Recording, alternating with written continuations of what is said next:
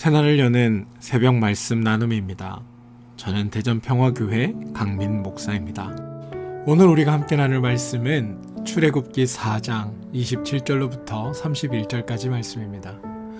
여호와께서 아론에게 이르시되 광야에 가서 모세를 맞으라 하시매 그가 가서 하나님의 산에서 모세를 만나 그에게 입맞추니 모세가 여호와께서 자기에게 분부하여 보내신 모든 말씀과 여호와께서 자기에게 명령하신 모든 이적을 아론에게 알리니라.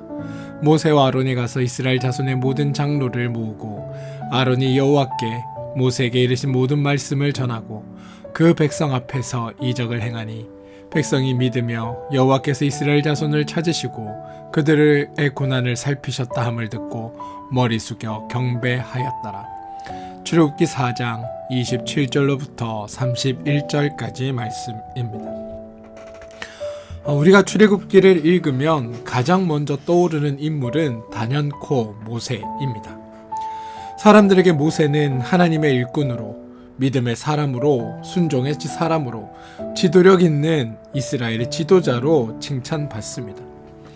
반면 아론에 대해서는 별다른 언급이 없습니다. 아론은 모세 덕분에 모세의 형이라는 것 때문에 모세의 행적에 겹붙어 있는 사람처럼 느껴집니다. 그래서 사람들은 아론을 모세의 조력자 정도로 생각합니다. 그런데 오늘 본문을 우리가 자세히 읽으면 우리가 얼마나 아론을 놓쳐왔는지에 대해 알게 됩니다. 출애굽기 4장 27절은 성경에서 아론이 처음으로 등장하는 장면입니다. 하나님께서 아론에게 하시는 말씀의 내용은 단 한마디입니다. 광야에 가서 모세를 맞으라. 그것으로 끝입니다.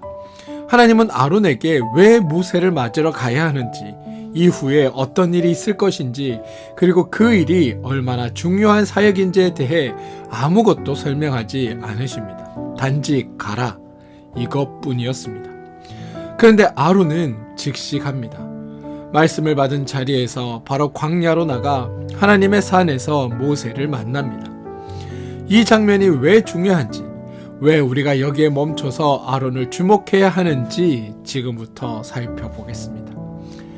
하나님과 모세가 만나는 장면과 하나님과 아론이 만나는 장면을 나란히 놓고 여러분 한번 비교해 보시기 바랍니다.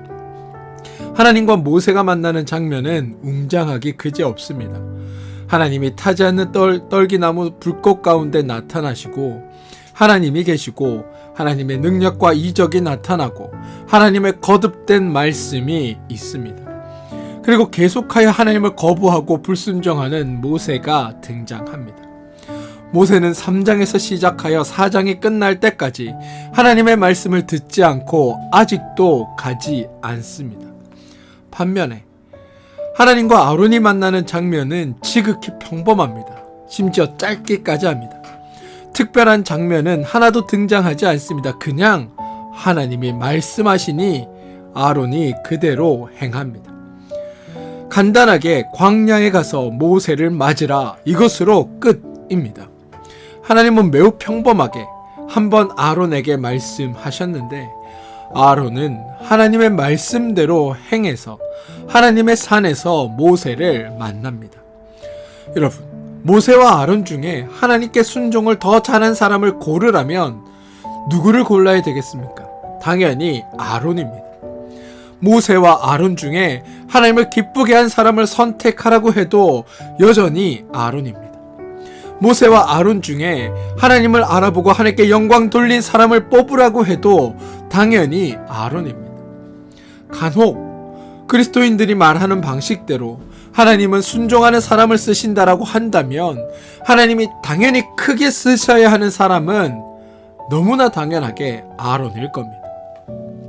본문에 근거하여 모세와 아론을 비교할 때 모세가 순종하였기에 하나님이 크게 쓰셨다라는 표현은 도무지 적절하지 않은 말이 된다라는 겁니다. 이것은 모세를 비하하고 아론을 추켜 세우려는 게 아님을 아셔야 합니다. 무조건 모세를 강조하려는 우리의 어리석은 신앙, 저는 이걸 여러분들이 좀 돌아보길 바랍니다. 또 어떻게든 모세를 높이고자 각양의 이유를 들어 위대한 모세니 믿음의 모세니 이런 것들을 만들어 보려는 비신앙적 태도도 여러분들이 좀 벗어나시길 바랍니다. 모세가 한 일과 아론의 한 일을 한번 비교해 보십시오. 모세가 한 일은 4장 28절, 모세가 여호와께서 자기에게 분부하여 보내신 모든 말씀과 여호와께서 자기에게 명령하신 모든 이적을 누구에게? 아론에게 알리니라. 이제 겨우 모세가 하나님께 순종하는 모습이 나오는데 달랑 뭐가 나오냐? 하나님이 말씀하신 것, 그걸 자기 형 모세에게 말한 것이라는 겁니다. 반면에 여러분, 아론이 한 일은 4장 29절부터 30절, 모세와 아론이 가서 이스라엘 자손의 모든 장로를 모으고 아론이 여호와께서 모세에게 이르신 모든 말씀을 전하고 그 백성 앞에서 이적을 행하니. 모세는 자기 형 아론에게 말하였을 뿐이고 아론이 장로들 앞에 가서 이야기하고 장로들 앞에서 이적을 행합니다.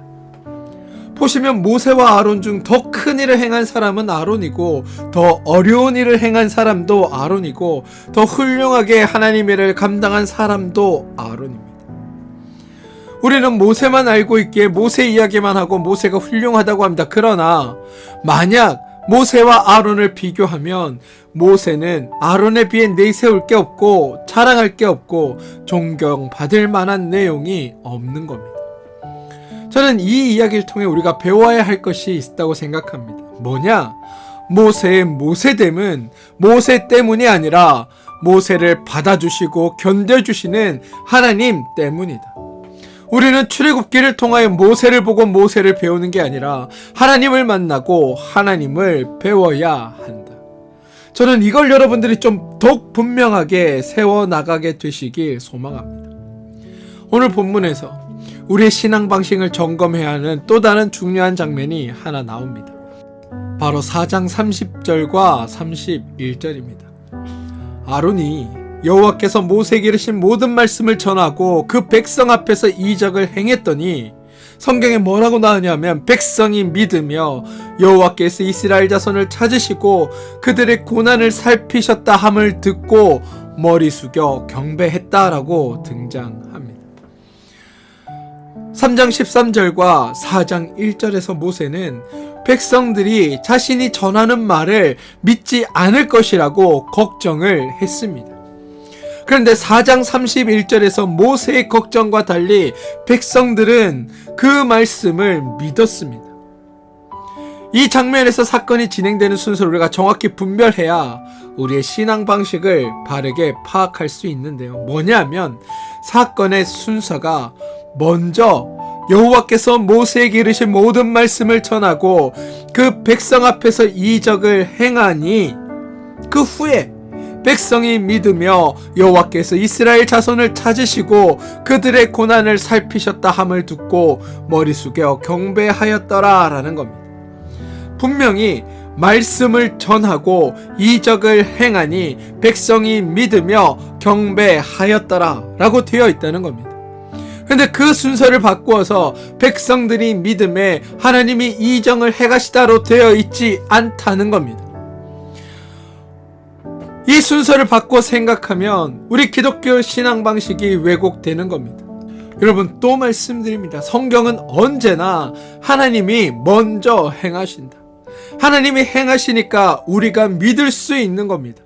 하나님이 먼저 행하시니까, 다른 표현으로 하면 인간이 하나님께 그 일을 행하도록 어떤 조건을 제시하지 않았음에도 하나님이 먼저 행하시니까 그걸 은혜다라고 말하는 겁니다. 안타까운 건 교회에서 선포되는 신앙 방식이 성경에서 말씀하시는 것과 다르게 선포되고 있다는 겁니다. 분명히 성경에서는 하나님이 먼저 행동하셨는데 오늘날 교회에서 전달되는 메시지는 우리 보고 먼저 행하라고 요구한다는 겁니다. 우리가 하나님을 향해 먼저 행하면 하나님이 반응하신다고 이야기한다는 겁니다. 그런데 이런 메시지는 여러분, 하나님과 우리의 관계에서 이 사역의 순서가 뒤바뀌어 있는 겁니다. 우리 기독교는 하나님이 우리를 위해 일하시는 종교입니다. 하나님이 먼저 행하시는 종교입니다. 이 순서가 바뀌면 그건 기독교가 아니라 다른 종교와 별반 다를 바 없는 우상의 종교로 변질되는 겁니다. 그러니까 이 순서를 분명히 먼저 고백하고 깨달으셔야 합니다. 우리 삶에도 여러분 이 원리는 동일하게 적용됩니다. 우리가 하나님을 찾고 우리가 하나님께 먼저 믿음을 보이고 우리가 헌신을 증명해야 하나님이 움직이시는 게 결코 아닙니다. 만약 이런 생각을 가지고 있다면 이런 생각이야말로 성경적이지 않고 사단이 우리 가운데 넣어주는 생각이라는 것을 분명히 하셔야 합니다. 성경이 먼저 말하는 거, 성경이 우리에게 던지는 메시지는 하나님이 먼저 여러분을 찾아오셨다. 하나님이 먼저 우리를 구원하셨다라는 겁니다. 하나님이 먼저 우리의 고난을 살피셨다. 하나님이 먼저 우리에게 오셔서 은혜를 베푸셨다입니다. 그 하나님의 먼저 하심에, 하나님이 먼저 행하신 것에 반응하는 것, 그게 믿음이고, 그게 경배고, 그게 감사고, 그게 신앙생활입니다. 사랑하는 성도 여러분, 저는 오늘 이 본문을 통해 여러분들이 매우 중요한 두 가지의 원리를 꼭 기억하시길 바랍니다. 첫 번째, 아론처럼 단순하게 순종하자.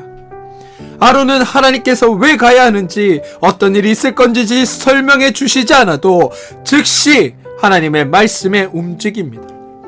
우리는 종종 하나님의 뜻이 충분히 이해될 때까지, 그 결과가 어느 정도 보장될 때까지 움직이지 않으려고 합니다. 사사기에 등장하는 기드온처럼 더 뭘 보여달라고, 더 나은 것들을 알게 해달라고, 진짜 하나님인지 확인시켜달라고 계속 요구만 하고 나는 전혀 움직일 생각이 없습니다. 그런데 아론은 그런 확인 없이도 움직였습니다.